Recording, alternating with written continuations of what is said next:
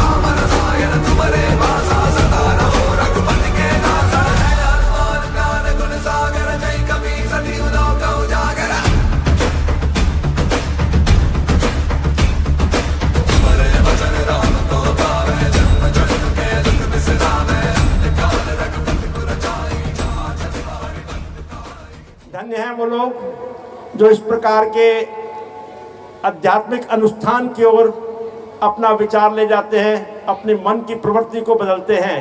क्योंकि जिस शख्सियत ने, जिस बहन ने अपने सुहाग को कारगिल के युद्ध में हमारी रक्षा के लिए भेंट कर दिया हो माँ भारती के चरणों में, इससे बड़ी कुर्बानी क्या हो सकती है। नमन करता हूँ ऐसी बहन को, नमन करता हूँ ऐसी संतान को। क्योंकि अगर आपने तो पता नहीं इनकी बिटिया को मिले नहीं सुधा बहन जी की, मैं उसे कई बार मिल चुका हूँ।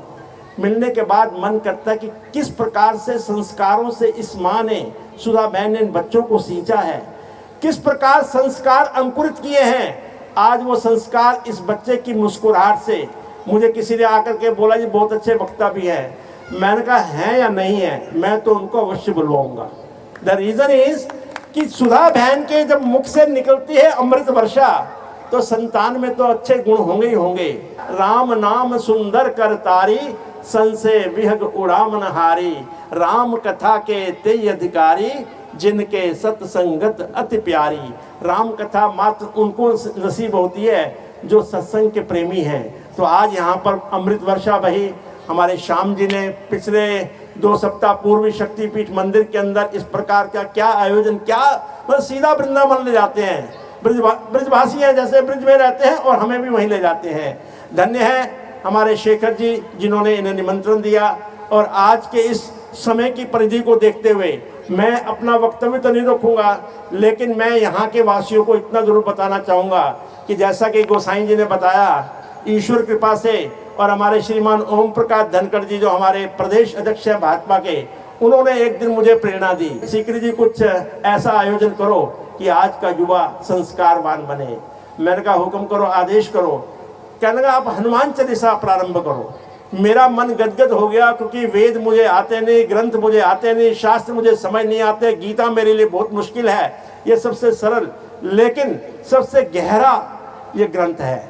इसके अंदर there is a full management.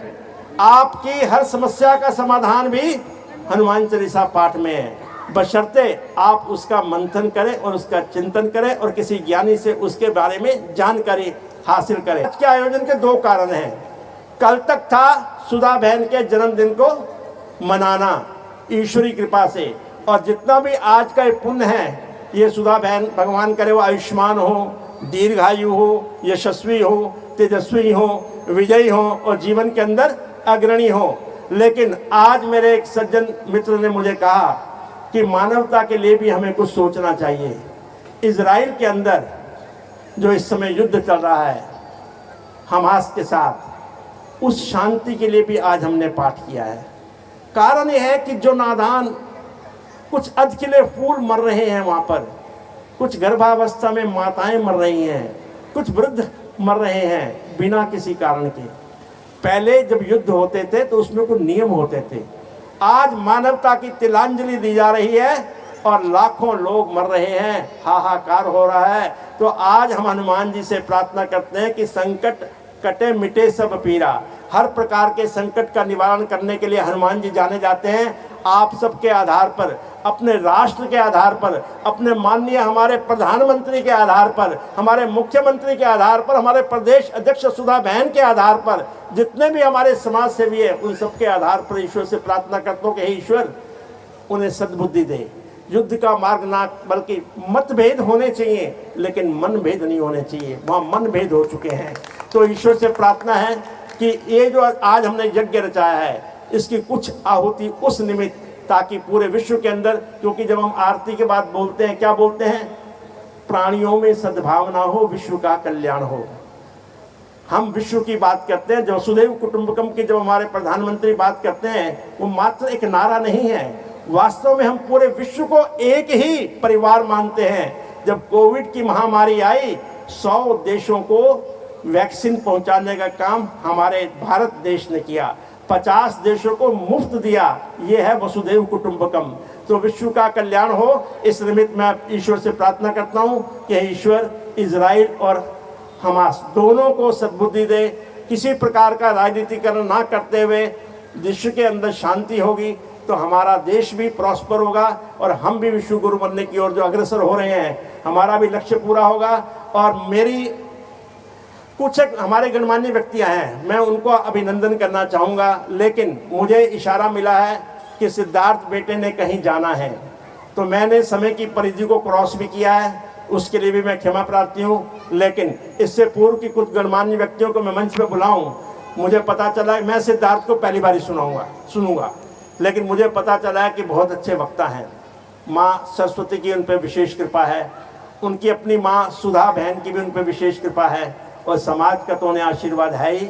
मैं उन्हें बुलाऊंगा मंच पर, आए, अपने मन के उद्गार, चाहे राष्ट्र के प्रति, चाहे ईश्वर के प्रति, चाहे माँ के प्रति, चाहे इस जनता के प्रति, जो हमारी जनता जनार्दन जो ईश्वर का रूप बैठे हैं, उनके प्रति जो भी उनके मन के उद्गार है, आए अपने मन के उद्गार प्रकट करें। सिद्धार्थ यादव। आज के इस पावन कार्यक्रम में, इस सुंदर धार्मिक कार्यक्रम के सभी आयोजक, यहाँ पे उपस्थित सभी गणमान्य व्यक्ति, माताएं, बहनें, सभी बुजुर्गगण एवं मेरे प्यारे बच्चों, सबसे पहले तो मैं आदरणीय सीकरी जी का बहुत बहुत धन्यवाद करना चाहता हूँ। मेरी कल्पना से अधिक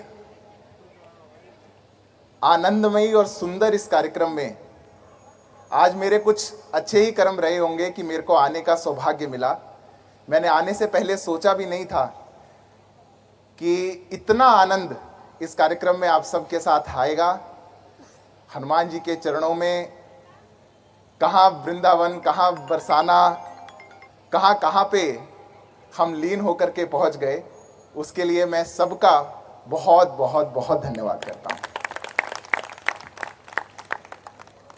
मैं आदरणीय सिकरी जी का एक और विशेष धन्यवाद करता हूं।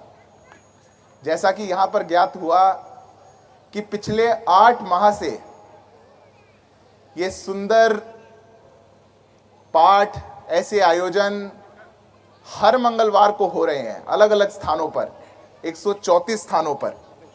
135वां स्थान ये है। आज के समय में अपनी रिसोर्सेस को लगाना, शक्ति को लगाना, मन को लगाना और पूरे समाज को जोड़ते हुए ऐसे आयोजन करना, उसके लिए उनका विशेष विशेष विशेष धन्यवाद। मैं एक अंतिम धन्यवाद और करता हूं कि आज आदरणीय सिकरी जी ने मुझे वीआईपी बनाकर असहज होने से बचा लिया और मुझे बेटा बनाए रखा, उसके लिए भी आपका बहुत बहुत धन्यवाद। आज के इस कार्यक्रम में मेरी माताजी डॉक्टर सुधा यादव जी, उनका आने का बहुत मन था। उनके जन्मदिन के उपलक्ष्य में ऐसा सुंदर आयोजन तो जब हो तब बहुत विशेष है, और उनके जन्मदिन के उपलक्ष्य में है, ये हमारे पूरे परिवार के लिए ये बहुत विशेष उपलक्ष्य था। और कोई बहुत ही महत्वपूर्ण कारण के कारण वो नहीं आ पाई, पर फिर भी उन्होंने मुझे कहा कि चाहे कुछ भी हो जाए आपको जाना है। और मैं, जैसा परिचय में भी बता रहे थे, मैं भारतीय जनता पार्टी के लिए नेशनल मीडिया पैनलिस्ट हूं, तो शाम को अमूमन टीवी डिबेट्स, न्यूज़ चैनल्स पे रहना पड़ता है। पर उनका जैसे ही मेरे पास फ़ोन आया, मैंने शाम की कमिटमेंट को कैंसिल किया और मैंने कहा कि मैं जहां भी हूं, मैं वहां से निकल के पहले इस आयोजन में आऊँगा। और एक बात मैं आपको पूरे मन से कह सकता हूं कि अगर ये अवसर मुझे रोज मिले, हर रोज कोई कहे कि सब कुछ छोड़ करके यहां पहुंचना है, तो भी मैं तैयार हूं। ये इतने आनंद का कार्यक्रम है। आज के दौर में कई बार लगता है कि ऐसे सुंदर आयोजन जहां होते हैं वहां पहुंच के बहुत आनंद की अनुभूति होती है, पर समाज बहुत बड़ा है। कई जगहों पर ऐसा भी होता है, हम अलग अलग प्रकार की चीजें देखते हैं। ये 2 धाराएं हैं। लगभग 1000 वर्ष तक भारत को अलग अलग आक्रांताओं ने गुलाम रखा और उनने 2 ही चीजों को तोड़ने का प्रयास किया। एक हमारी संस्कृति और एक हमारा धर्म। आप सभी लोग जो यहां पर आए हैं, इतने मन आनंद के साथ आए हैं। आप सभी लोग उस धर्म के वाहक हैं जो युगों युगों तक विश्व कल्याण की कल्पना करने वाले हिंदू धर्म, जो वसुदेव कुटुंबकम की एक सुंदर परछाई पूरे विश्व के सामने एक ऐसा विचार रखता है, आप सब उसके वाहक हैं। उस जिम्मेदारी को समझते हुए हम ऐसे आयोजनों में आगे भी शामिल होते रहें। मैं इतना सा ही एक निवेदन आप सबसे करना चाहता हूं। ये मात्र हमारे लिए नहीं है, यह आने वाली पीढ़ियों के लिए है।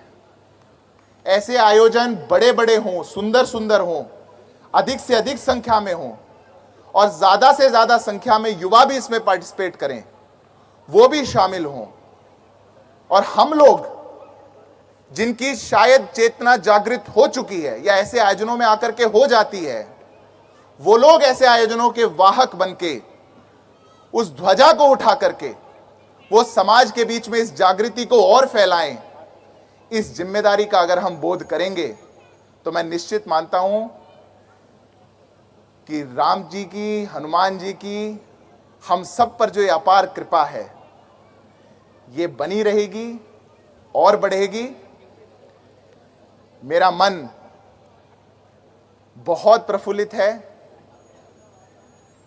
पहले तो जब सिकरी जी कह रहे थे कि कुछ कहना होगा, मेरे मन में ख्याल आया कि इतने सुंदर भजन के बाद कोई शब्द नहीं है दुनिया में जो मैं आपके बीच में रखूं, जो मेरे मन को आपके सामने पूर्ण रूप से बता सके कि मैं क्या महसूस कर रहा हूं। फिर भी मैंने एक छोटा सा प्रयास किया है। आप सब लोगों का इतने स्नेह और आशीर्वाद के लिए, मेरी माता जी के लिए भी जो आशीर्वाद आप लोगों ने दिया, उसके लिए मैं आपका बहुत बहुत धन्यवाद करता हूं। आपकी सभी शुभकामनाओं को मैं आगे तक पहुंचाऊंगा।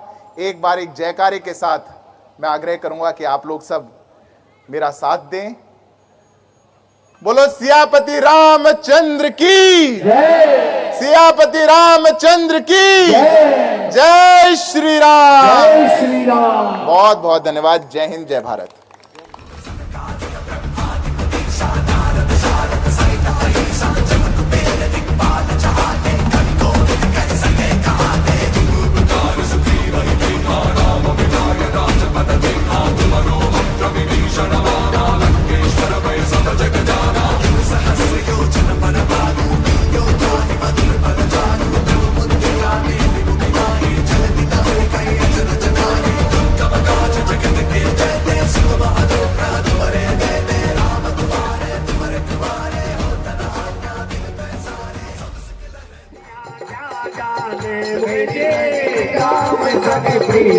दुनिया क्या जाने, क्या जाने कोई क्या जाने, ओ क्या जाने कोई क्या जाने, क्या जाने कोई क्या जाने, अरे क्या जाने कोई क्या जाने।